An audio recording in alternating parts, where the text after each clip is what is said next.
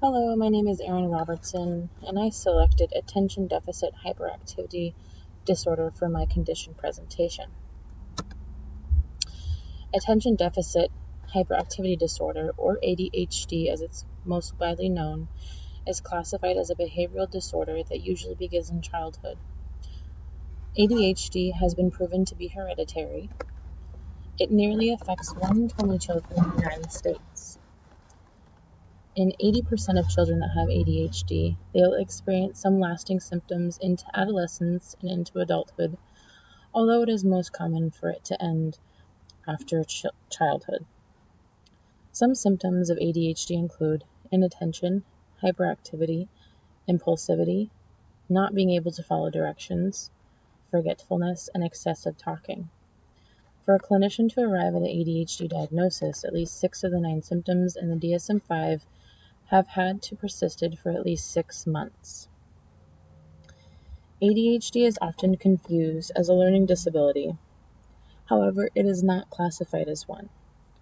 It does, though, often co-occur with learning disabilities. ADHD can take the form of either inattentive, hyperactive, impulsive, or can be a combined in nature of all three. For a child that has inattentive ADHD, means that they cannot sustain any attention or some attention. They're not very well organized, and they usually are very easily distracted.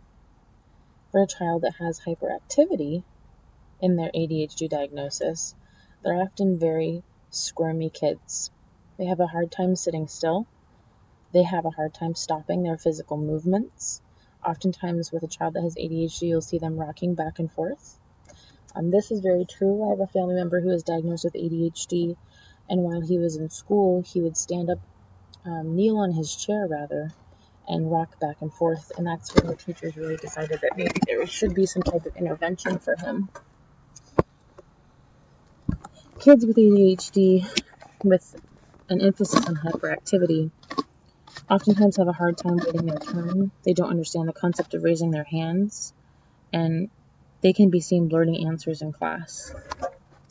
And this is really hard because sometimes this is just considered a bad behavioral trait on the child when an ADHD diagnosis has not been arrived at.